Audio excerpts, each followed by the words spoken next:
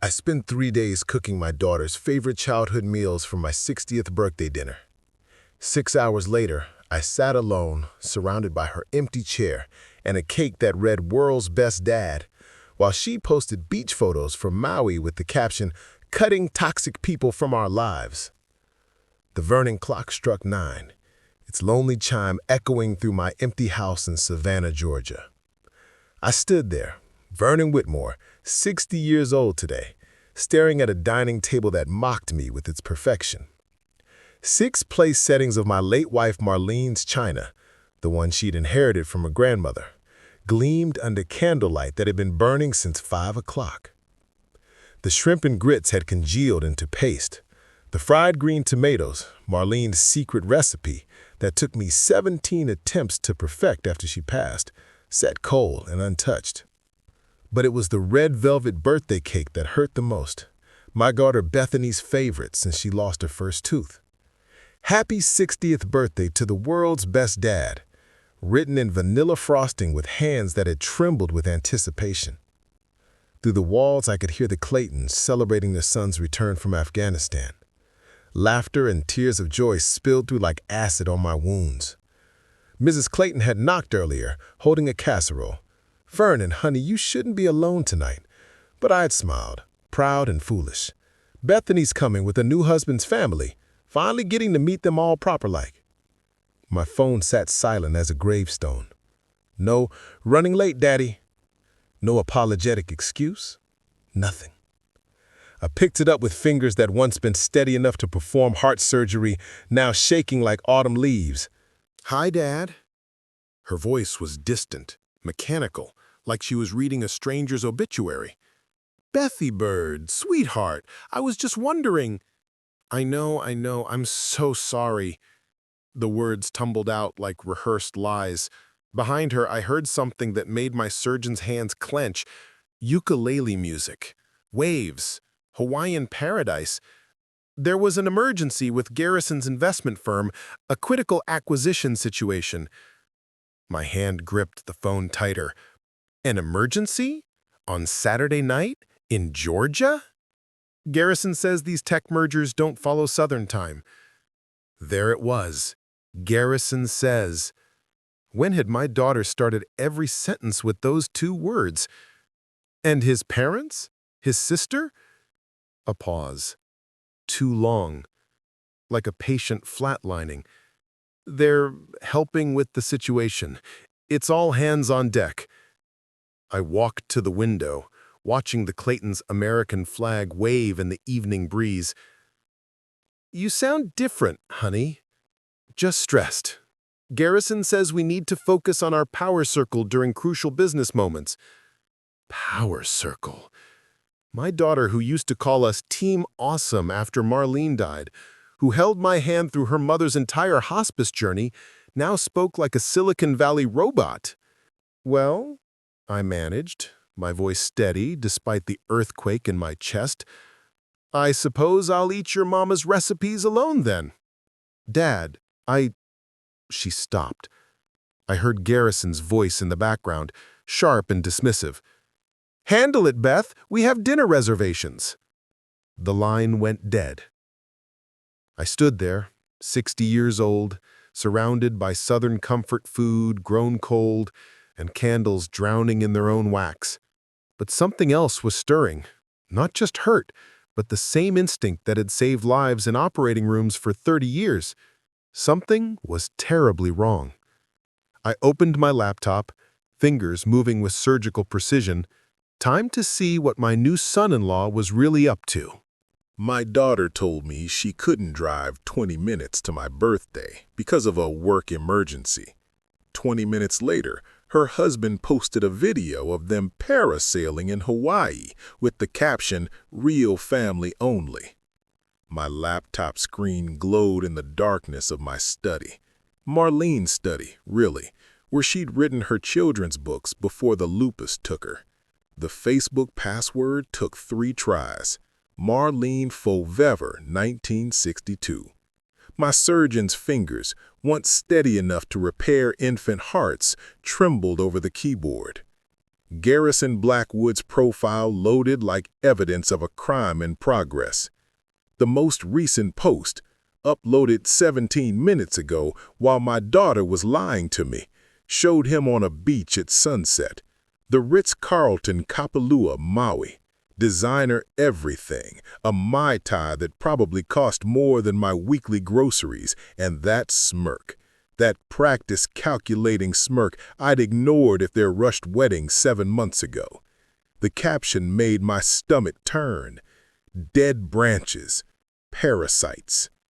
I scrolled down, each photo another scalpel to my heart. Bethany in a white sundress I'd never seen, laughing at a luau. Garrison's parents supposedly handling an emergency, toasting champagne on a yacht. His sister getting a massage at the spa.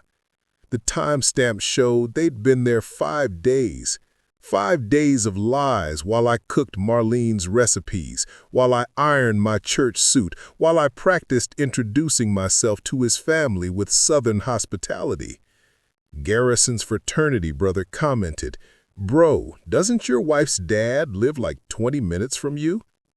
Garrison's reply, "What daddy doesn't know won't hurt him. Old man needs to learn his place. Some bridges are meant to burn." My hands shook as I took screenshots. Evidence, that's what Marlene would call it. She'd always said, "Vernon, honey, when someone shows you who they are, document it. The Lord and the law both appreciate good record keeping." The doorbell rang, jarring me from my detective work. Mrs. Clayton stood on my porch with a covered plate and tears in her eyes. "Vernon, I saved you some of Tommy's welcome home cake." Her eyes took in my church suit, my fresh haircut, the obvious effort. "Your family got delayed?" "Emergency," I said, the word tasting like chemotherapy. She didn't believe me. 30 years of being neighbors meant she knew my tales, but she squeezed my shoulder gently. "Marlene would want you to fight for that baby girl, Vernon. Whatever's really happening, she'd want you to be the man who never gave up on his patients." After she left, I sat in Marlene's reading chair, her photo watching me from the mantel. We'd been married 38 years, raised Bethany together, survived her teenage rebellion, celebrated her nursing degree, held each other through every storm God sent our way. "What would you do, Marlene?" I whispered to her photo. The answer came immediately in her voice. "You'd investigate, Vernon. You'd protect our baby. You'd fight like heaven." I picked up my phone and Googled "private investigators, Savannah, Georgia," because Garrison Blackwood had just made a fatal mistake. He'd underestimated a retired heart surgeon who had nothing left to lose and everything to save. The hunt was about to begin. If this story touches your heart, please hit that like button now. Every like helps another forgotten parent know they're not alone. Don't let Vernon's pain be invisible. Your support matters more than you know. I withdrew my wife's life insurance money, the fund I'd saved for my own funeral, and hired a private investigator. Some things matter more than a fancy goodbye. The Sweet Tea Cafe on River Street in downtown Savannah felt like neutral territory. I arrived 20 minutes early, choosing a corner booth with clear sightlines. Old habits from my surgical days, always knowing your exits and instruments. Malcolm Devereaux looked like a man who'd seen every secret Savannah tried to hide. Former Georgia Bureau of Investigation, according to his website. Salt and pepper beard, eyes that miss nothing, leather jacket worn soft with stories. He slid into the booth at exactly 10 a.m., punctual as a heart monitor. Dr. Whitmore. His handshake was firm, honest. "Tell me what's eating at you." I laid out the facts like presenting a medical case. The birthday betrayal, the Hawaii deception, Bethany's personality transformation over 7 months of marriage, Garrison's social media cruelty. Devereaux took notes in neat script, occasionally nodding. When he finished, he set down his pen and studied me with investigator's eyes. What's your gut telling you, Doc? That Garrison Blackwood is a malignant tumor, I said without hesitation. He's metastasized into my daughter's life, and he's killing who she used to be. Isolation is textbook abuse, Devereaux agreed. What's your endgame? Justice or rescue? I want my daughter back. If that means exposing Garrison Blackwood's malignancy, I'll do whatever surgery is required. Devereaux pulled out a contract. 3,000 retainer. I'll need everything. Full names, employer info, social media, vehicle tags. I'll do a comprehensive background check, financial investigation, and surveillance if needed. I wrote the check from Marlene's life insurance account. Money she'd insisted we save for dignity in death. She would understand. Some things matter more than marble headstones. How long? I asked. Give me 10 days. If your son-in-law is diseased, I'll find the infection. That afternoon, I began my own transformation. First stop, Hartley's barbershop, where I hadn't been since Marlene's funeral. "Duck Whitmore," Hartley whistled. "You look like you've been living in a cave. What's the occasion?" "Surgery," I said simply.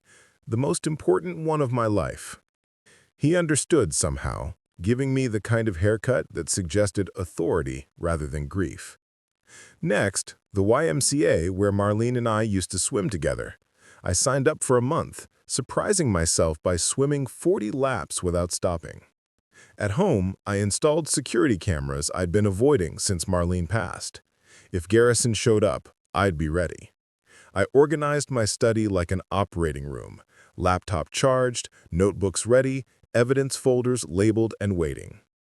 Each night, I practiced conversations in the mirror, calm responses to Garrison's inevitable attacks, measured tones that wouldn't escalate. Marlene always said I had a temper when someone hurt our baby. I couldn't afford that luxury now. Sunday arrived with Garrison posting more beach photos. "Success is the best revenge against mediocrity. Surround yourself with winners, not whiners. #AlphaLife, cutting the fat." My phone rang. Bethany. "Dad, Garrison says you called his parents' house looking for us." I hadn't. "When would I have done that, Bethy Bird?"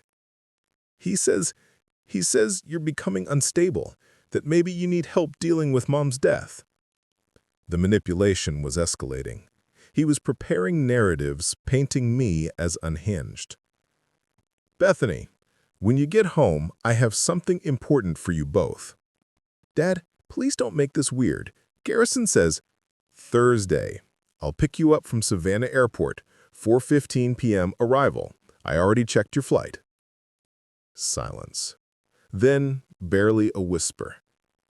"How did you know we were flying back?" "A father knows things, sweetheart. Thursday. Be ready for truth." I hung up before she could protest, then looked at Marlene's photo. "The pieces are moving, honey. Help me save our baby girl." If you're still watching, you're part of Vernon's fight now. Please subscribe and ring that notification bell. Don't let him face this battle alone. Your support could help save someone else's daughter, too.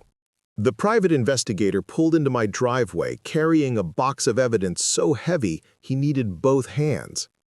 Inside was proof that my son-in-law wasn't just a liar, he was a predator who'd done this before. Wednesday morning, 8 a.m. sharp. Malcolm Devereaux's black SUV pulled into my driveway with the precision of bad news arriving on schedule. Through my new security camera, I watched him lift a banker's box from his trunk, heavy enough that this former GBI agent needed both hands. "Coffee?" I offered when I opened the door. "You're going to want bourbon after you see this," he replied, setting the box on my dining table with a thud that rattled Marlene's china in the cabinet. We sat at the same table I'd set for 6 just days ago. Devereaux organized the contents with methodical precision, colored folders, typed reports, photographs, USB drives. The box bloomed with evidence like a poisonous garden. "Garrison Blackwood is drowning in quicksand," Devereaux began, his voice clinical.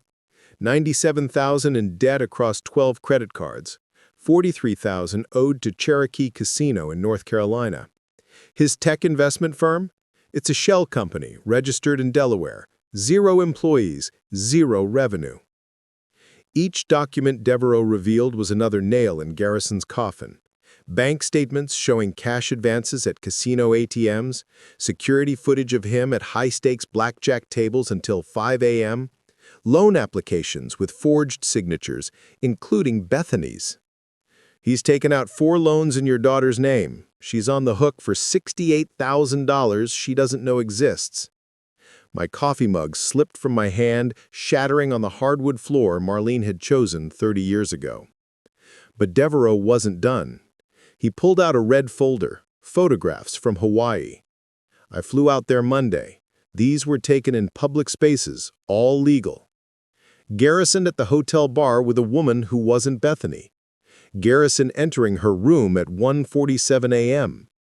Garrison on a private beach at sunrise with the same woman, intimate touches that couldn't be explained away.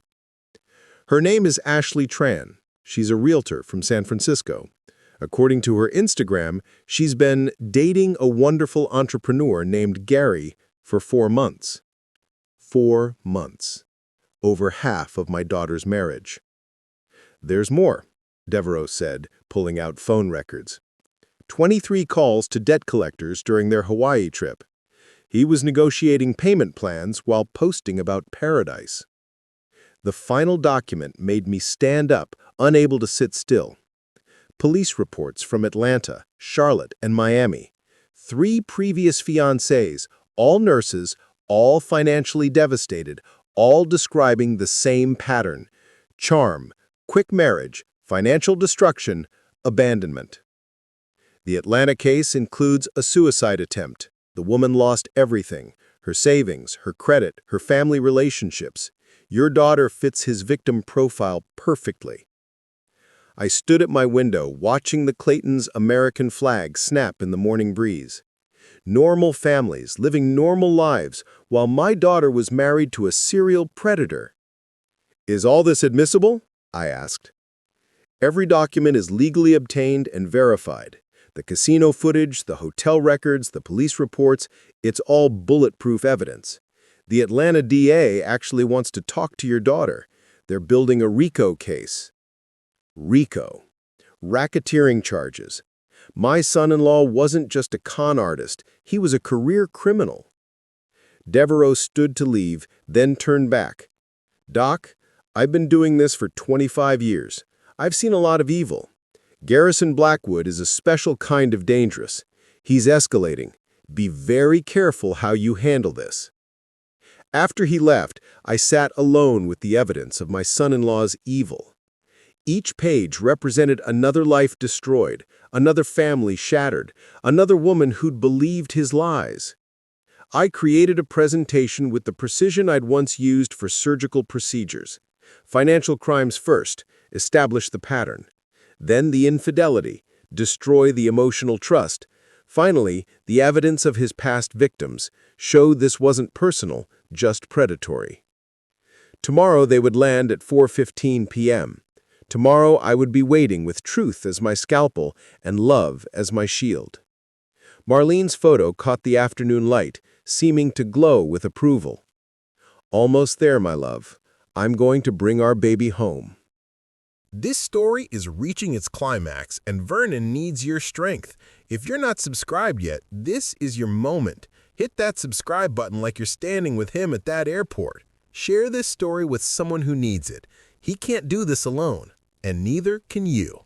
I stood at airport arrivals holding a box of evidence that would destroy 5 lives. Or save 1. My hands shook as I saw my daughter walking toward me, not knowing her husband had already texted me. Show up and I'll destroy you both. Savannah Hilton Head International Airport, Gate B7, 3:45 p.m. I positioned myself near the arrival gates where passengers would emerge, the evidence box heavy in my arms like carrying someone's ashes. My navy suit, the one Marlene had bought me for Bethany's white coat ceremony, felt like armor for the hardest surgery of my life. They appeared at 4:23 p.m., tanned and relaxed from paradise built on lies. Garrison walked ahead, already on his phone, his jaw tight with barely controlled rage. His parents followed, wearing matching resort wear that screamed, "We're rich and fun." His sister dragged Louis Vuitton luggage worth more than my monthly pension. Then Bethany. My baby girl looked beautiful but hollow somehow, like a flower cut and placed in a vase, still lovely, but slowly dying. She saw me and her face transformed, pure joy that Garrison immediately noticed and killed with a look. "Daddy!" She ran to me, and for a moment, in that hug, she was my little girl who used to wait for me after surgery shifts. "Vernon," Garrison's handshake was deliberately painful. "Didn't expect the ambush. I told you I had something for you. All of you, actually. There's a restaurant right here in the terminal. 10 minutes of your time." "We're exhausted, Vernon. Tomorrow would be now." My voice carried 30 years of surgical authority. "Unless you'd prefer I call the Atlanta police who are waiting to hear from me." His parents exchanged glances. His mother, Patricia, touched his arm. 10 minutes won't hurt, dear." The airport restaurant was packed. Perfect. Witnesses everywhere, security cameras, no chance for violence. I chose a large round table, positioning everyone strategically. Garrison trapped against the wall, Bethany beside me, his family completing the circle like a jury. "Before we begin," I said, placing the box on the table, "I want you all to know that what's in here was gathered by a licensed private investigator, verified by 3 law enforcement agencies, and is currently part of an ongoing federal investigation." Garrison's laugh was forced. "Is this some kind of joke? You hired someone to stalk us?" No joke. I opened the box, pulling out the first folder. "Bethany, I need you to see this. Your future depends on it." She reached for it hesitantly.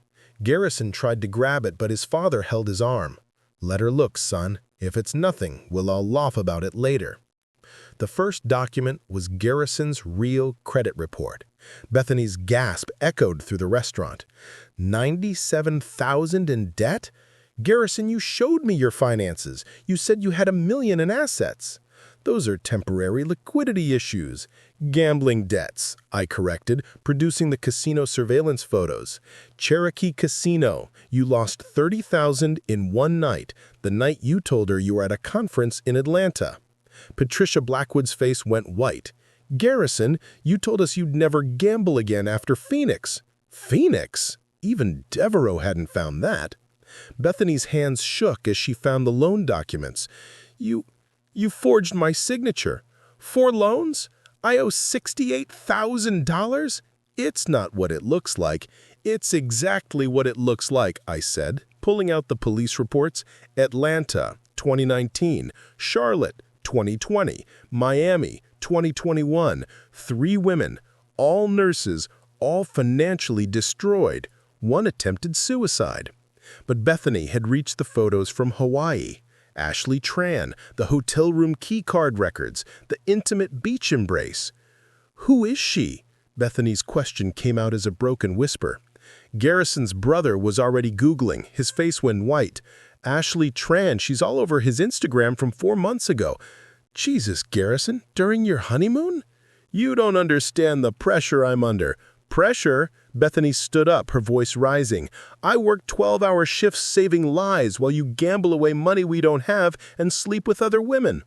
The entire restaurant was watching now. Security guards moved closer, ready to intervene.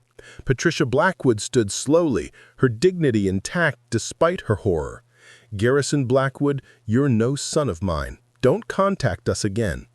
His father added quietly, "We'll cover the legal fees for Bethany's divorce. It's the least we can do." As his family walked away, Garrison turned his venom on me. "You destroyed my life, old man." "No," Bethany said, pulling off her wedding ring and setting it on the table with devastating finality. "You destroyed yourself. Daddy just performed the surgery to remove the cancer." Garrison lunged toward me, but airport security was already there, restraining him as he screamed threats that would later become evidence in his prosecution. "I love you, Bethy Bird," I said as security dragged him away. "Let's go home." We're approaching Vernon's triumph, but the healing is just beginning. If this story has moved you, if you believe in fathers fighting for their daughters, please subscribe now. Share this with someone who needs hope. Don't let their courage go unnoticed. My daughter sat in her childhood bedroom, crying over a shoebox of letters from his other victims. "They all sound like me, Daddy," she whispered. "He had a script for destroying women like me." The drive home from the airport stretched like a journey through purgatory. Bethany sat curled in the passenger seat of my Buick, still wearing the resort bracelet from Paradise, now looking like a shackle she couldn't wait to remove. Her tears came in waves, sometimes silent streams, sometimes body-shaking sobs that made me pull over 3 times on Highway 17. "How did I not see it?" she whispered, for the 20th time as we turned onto our street, where Spanish moss hung from live oaks like mourning veils. "Con artists are professionals, baby girl. He targeted you specifically because you're empathetic. Your kindness wasn't weakness, it was what he exploited." "He made me rewrite my Mother's Day card to you," she said suddenly. "Sat right next to me editing every word, said Southern sentimentality was emotional manipulation, said healthy adults don't need daddy figures." We sat in my driveway as she purged 7 months of manipulation. How Garrison had convinced her that Sunday dinners were codependent Southern nonsense. How he deleted my texts before she saw them. How he told his friends she was an orphan because it was simpler than explaining her clingy father. Inside, I made her childhood comfort meal, cheese grits with extra butter and sweet tea so strong it could wake the dead. She ate mechanically, while I called the cardiac surgery department where I still consulted. "Family emergency. My daughter needs me," I told my colleague. That night, she slept in her childhood room, still decorated with her nursing school memorabilia and photos of Marlene. I heard her crying through the walls and did what I'd done when she was 7 years with nightmares. Sat in the hallway outside her door, standing guard against monsters both real and remembered. Garrison's harassment started at dawn. 73 text messages, 31 calls, each one escalating from false apology to naked threat. "I'll ruin you both. No one leaves me. Your father is dead. You're nothing without me. I know where you live." I documented everything, building a harassment file with surgical precision. By noon, we were at the courthouse filing for an emergency restraining order. The judge, reviewing the evidence Devereaux had gathered, plus the new threats, granted it immediately and called the FBI. "Ma'am," she told Bethany gently, "you're brave for getting out. This man is a serial predator. You've potentially saved other women." The divorce lawyer, recommended by Devereaux, was a steel magnolia named Charlotte, who looked like someone's grandmother but had the legal instincts of a prosecutor. "The forged loans make this federal," Charlotte explained.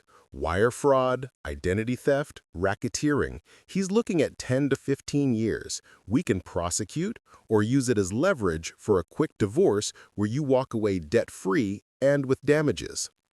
"I want him stopped," Bethany said, finding her strength. "So he can't do this to anyone else." "Then stopped he'll be, honey." Garrison showed up at my house 4 times that week, each violation of the restraining order carefully recorded by my cameras. The 4th time, the FBI arrested him. His mugshot made national news. Serial con artist targets nurses in multi-state financial fraud scheme. But the shoebox of letters was what broke and rebuilt my daughter. Devereaux had connected with Garrison's previous victims. They'd sent letters of support, sharing their stories, warning signs they'd missed, how they'd rebuilt.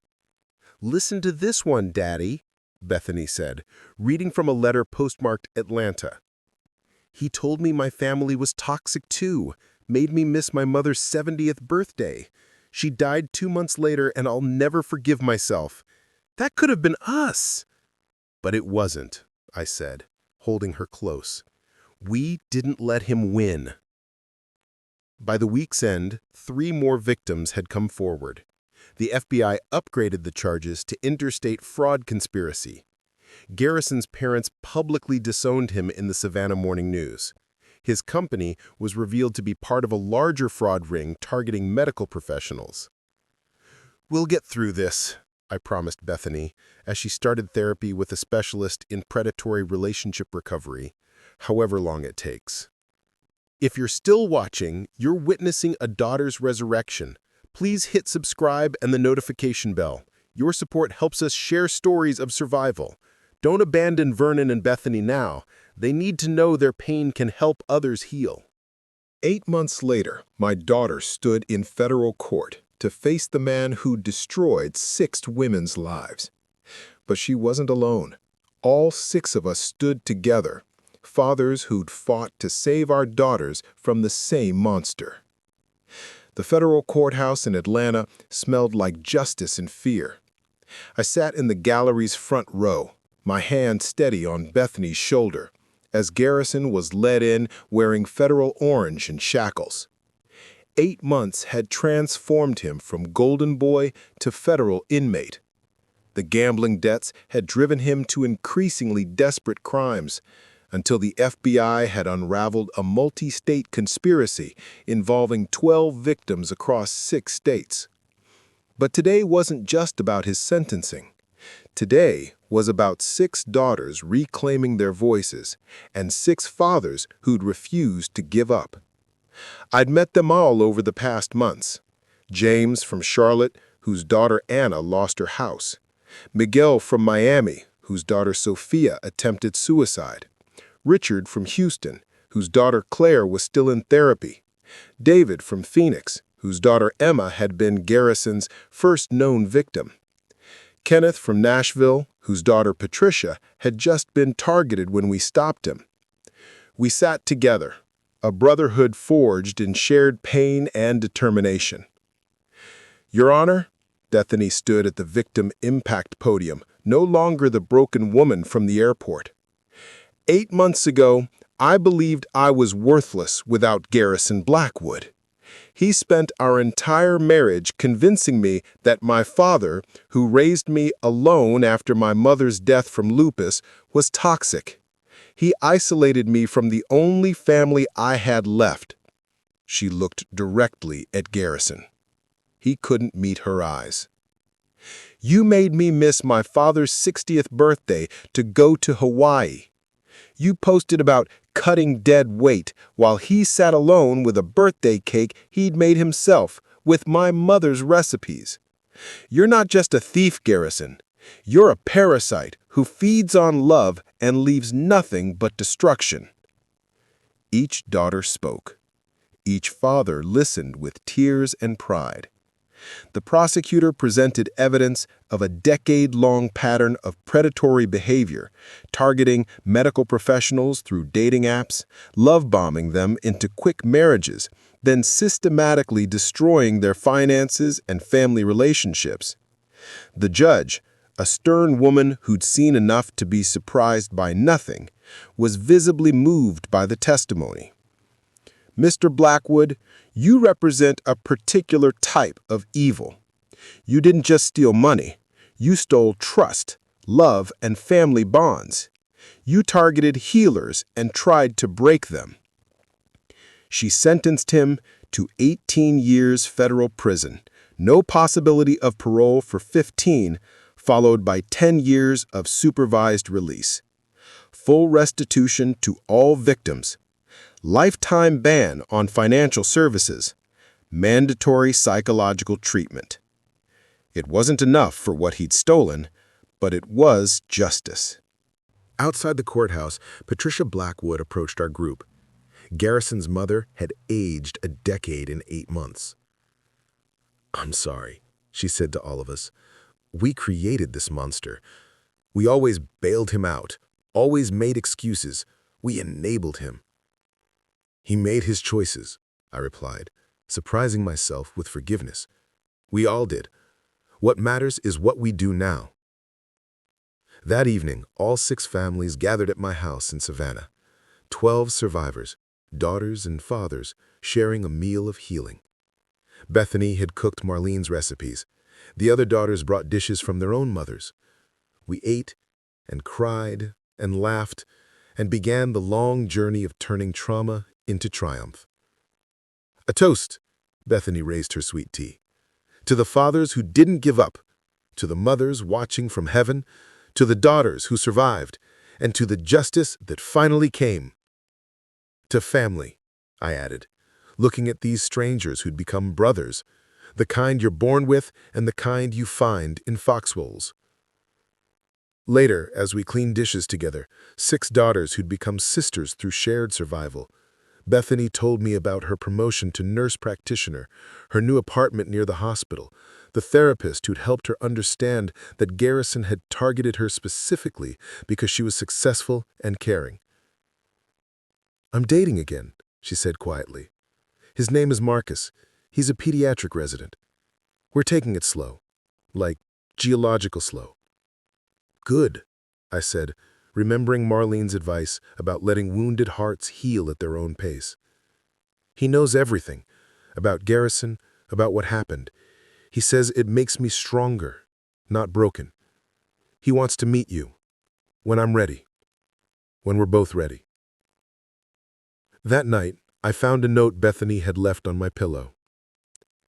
"Thank you for never giving up on me. Thank you for fighting when I couldn't. Your loving daughter forever and always. P.S. Mom would be so proud of you." You've witnessed a father's fight and a conspiracy of evil defeated. If this story touched your heart, please subscribe and share it now. Someone out there needs to know that predators can be stopped, that families can heal, that love wins. Click subscribe and be part of spreading hope. 3 years later, I walked my daughter down the aisle in the same Savannah church where I'd married her mother. But the most powerful moment came when 5 other fathers stood as groomsmen, the brotherhood that saved our daughters from the same devil. The historic First Baptist Church on Chippewa Square had never looked more beautiful. 3 years after the airport confrontation that saved my daughter's life, the sanctuary bloomed with white magnolias and hope. Bethany stood in the bride's room wearing Marlene's wedding dress, altered to fit, but carrying the same grace, looking at herself in the mirror with eyes that had seen hell and chosen heaven. Dr. Marcus Chen was everything Garrison Blackwood had pretended to be. A pediatric cardiac surgeon who'd courted Bethany for 2 careful years, who'd asked not just for my blessing, but for my friendship, who'd sat through hundreds of dinners looking at Marlene's photos, learning our stories, understanding our scars, never rushing, always patient. "Dr. Whitmore," he'd said that day 6 months ago, "I know what was taken from you both. I promise to spend my life giving it back, one day at a time."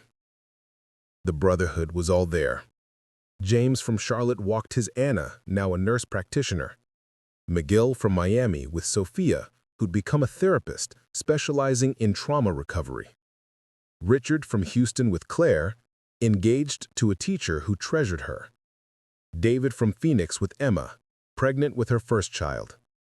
Kenneth from Nashville with Patricia, who'd started a nonprofit warning women about romance scams. We'd become family through shared battle, meeting every year on the anniversary of Garrison's sentencing, checking on each other through group texts, celebrating victories and mourning setbacks together. "Gentlemen," Marcus had asked us all, "would you stand as my groomsmen? You saved the woman I love. I want you all beside me as I promised to protect her." And so we stood, 6 fathers who'd fought for their daughters, watching as I walked Bethany down the aisle where Marlene and I had exchanged vows 39 years ago. "Who gives this woman to be married?" Reverend Thompson asked. "Her mother and I do," I said, feeling Marlene's presence so strongly that several guests later swore they saw her standing beside me, glowing with pride. During the father-daughter dance to Georgia on My Mind, the song I'd sung to Bethany every night after Marlene died, she whispered, "We made it, Daddy. We actually made it through hell. Your mama always said we would. She said love wins if you don't quit." The surprise came during the reception. A video message played on the screen, messages from dozens of women around the country who'd been saved from romance scams because our story had gone viral. The FBI agent who prosecuted Garrison appeared, announcing they'd used our case to create a nationwide task force that had already prevented over 200 similar frauds. "You didn't just save yourselves," she said. "You saved hundreds of women who'll never know your names." Later, as the reception wound down in the historic house's garden, where Spanish moss created fairy tale canopies and Marlene's favorite gardenias perfumed the air, Marcus found me sitting alone, watching the young couples dance. "Thank you," he said simply, "for showing me what a real father looks like, for trusting me with your treasure." "She's not mine anymore," I said, watching Bethany laugh with her new sisters, the daughters we'd all saved together. "She's her own woman now. Strong, careful, wise. You're just the lucky man she chose." "I know exactly how lucky I am, sir." The announcement came during the cake cutting. Bethany took the microphone, her hand resting on her stomach in a gesture I recognized from when Marlene had been pregnant. "Daddy," she said, her eyes finding mine across the garden, "how do you feel about being called Grandpa Vernon?" The brotherhood erupted in celebration. 6 fathers who'd fought through hell, now cheering for new life, for futures reclaimed, for love that survived attempted murder. That night, after everyone had gone, I sat in Marlene's garden one more time. The evidence box from the investigation had long since been destroyed, but on the mantel sat a new photo, Bethany and Marcus on their wedding day, surrounded by 6 fathers and 6 daughters, all of us laughing at something Marcus had said about pediatric hearts being easier to fix than adult ones. Next to it, Marlene's photo, forever young, forever proud, forever part of our story. We did it, honey.